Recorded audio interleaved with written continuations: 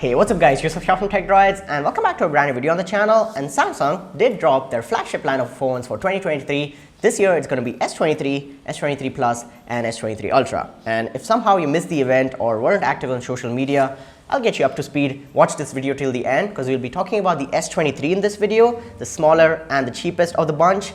And in this video, I'll give you guys an unboxing experience, what's in the box. Also, I had some hands-on time with the phone, so I'll share my honest opinions about what's changed, what's new, basically everything you need to know about the S23. And in the end, I'll tell you guys, is it worth buying and how is it different from last year's phone. With that being said, like this video, get subscribed to TechDroids, and let's get started.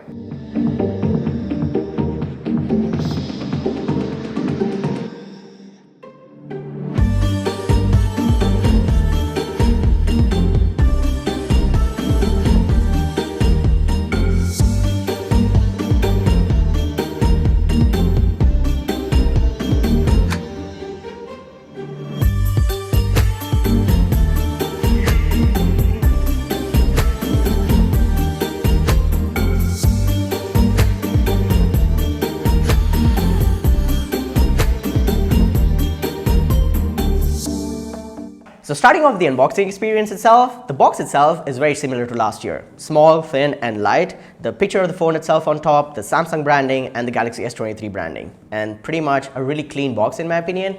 And once you open it up, there's a small package on the top and the phone itself. Inside that small package is going to be your USB Type-C to Type-C cable for charging and data syncing, but you'll have to buy the adapter separately yourself. And you also have some documentation like a quick start guide, and you also have the SIM ejector tool. So that's that. There is no charging adapter, there's no earbuds, nothing of that sort. And then the phone itself. Samsung is trying to do their bit towards the sustainability of the planet and including recyclable materials on the box as well as the peels of the phone.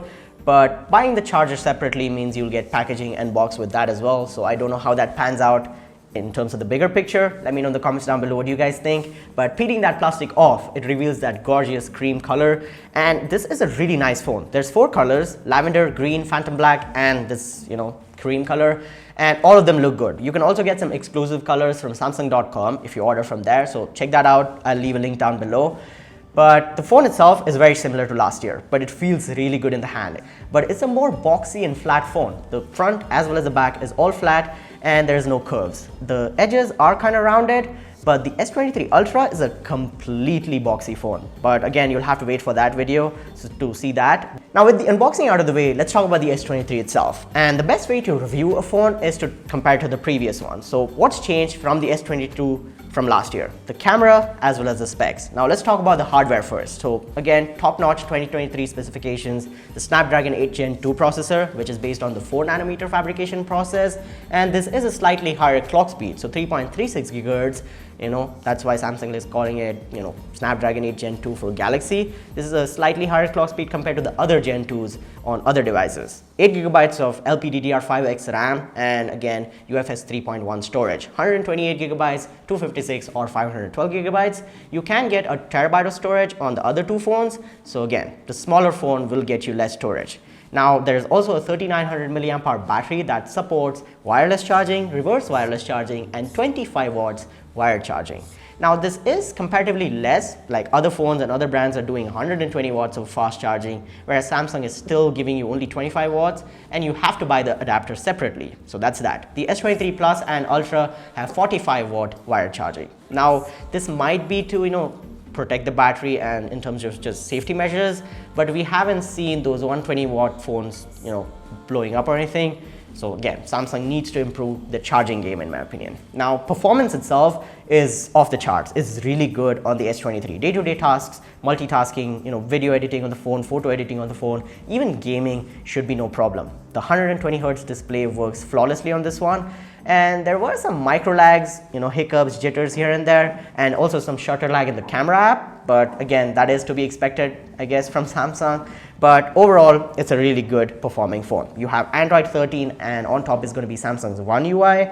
And the software experience is a 50-50. It's a toss-up between do you like it, do you want to use the extra features, or do you prefer a stock experience? If you're a Pixel lover, if you like stock Android, Samsung's One UI is not your thing. It's not your piece of cake. There's a lot of extra features which you might not use. There are some cool features which you would want to use and are actually useful, but Samsung shoves it everything in the phone. There's duplicate apps for things like the calculator, the gallery, and stuff like that. So there's 2 email apps in the phone, which needs to be refined. The bloatware needs to go, and Samsung needs to clean it up, in my opinion. But other than that, it's a good, decent software experience if you like One UI. Now, the hardware and the software is really good.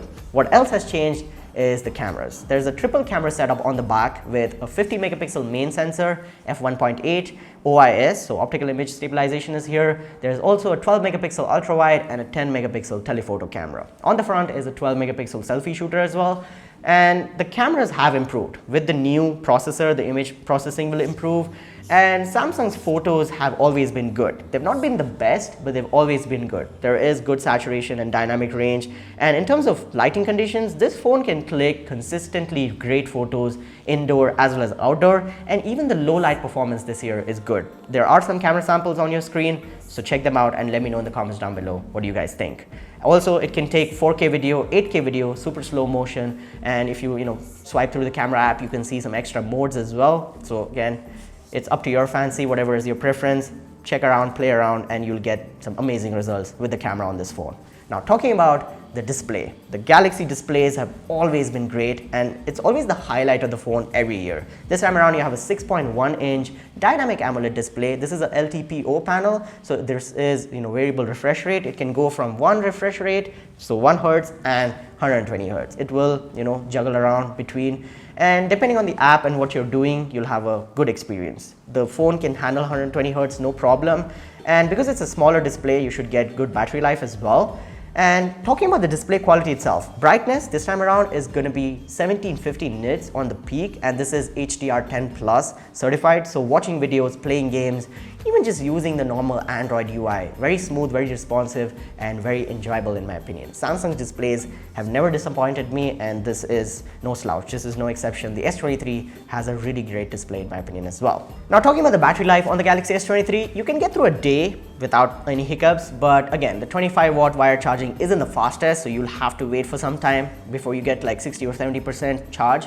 And it is a smaller cell compared to the other two phones. The S23 Ultra and S23 Plus have like 4700 milliamp hour and 5000 milliamp hour, plus the faster wired charging. So the battery experience is better on those two phones. So if you're a power user, I would suggest you go with the S23 Plus or the Ultra. But the 23, because it's a smaller phone, smaller battery, is going to last you comparatively less than the other two phones. But it's not bad battery life. It can get you through a day of normal use without a problem. Now, talking about the design and build quality and some of the extras on the Galaxy S23, it is a really well-built phone, and the design is also really good in my opinion. You've got Corning's Gorilla Glass Victus 2 on the front as well as the back. Is 7.6 millimeters in terms of the thickness and 168 grams. It's a very one-hand friendly phone. You can easily, comfortably use this phone with one hand, even though it's a 6.1-inch display. The footprint is really compact, really small, and it feels really good in the hand. It feels premium, it's well balanced, the weight is distributed really well in my opinion, and because it's a flat phone, it feels good again. Now, you've got IP68 dust and water resistance here, so that's that. You've got a USB Type-C port on the bottom, the Bixby button, as well as the volume rockers and the antennas for the radio frequencies. Other than that, there is no headphone jack, there is no expandable storage here, and that's the overview of the Galaxy S23. I like it. It's a small phone, and talking about the pricing of the S23, it is 75,000 rupees in India. So it is not a cheap phone, and there are some other options that you can consider from Apple or from OnePlus and some other brands. But again, if you want the display, if you want the new cameras and the software experience from Samsung, if you really like it, the S23 is a good option in my opinion. I do recommend it. It's a better phone compared to last year. Not a whole lot has changed. Not a lot is different from last year, but it is a good incremental refinement in my opinion. So that's that. I hope you guys enjoyed this video. I hope you found this helpful, and if you did learn something, go ahead and like this video, subscribe to the channel. Let me know in the comments down below what do you guys think about the S23, which color you're going to get. Any opinions, any thoughts, I'll be there replying to you guys. But with that being said, like this video, subscribe to the channel, hit the notification bell so you don't miss out on future uploads. The S23 Ultra video is coming really soon. But my name has been Yusuf. You guys have been awesome. Stay awesome, keep smiling, and I'll catch you guys in the next one. Peace out. Yo, microphone check, make it a microphone check. Give it a microphone, I make the microphone dead. Don't step to me, newbie, I could truly be moody. I could have played the fucking Grinch in the movies. I've been a part-time shadow cat, part-time. That is not a guy that I would ever want to try to battle rap. Snap, crackle, pop, mind fried to a crisp. Make an MC into a wide-eyed lunatic.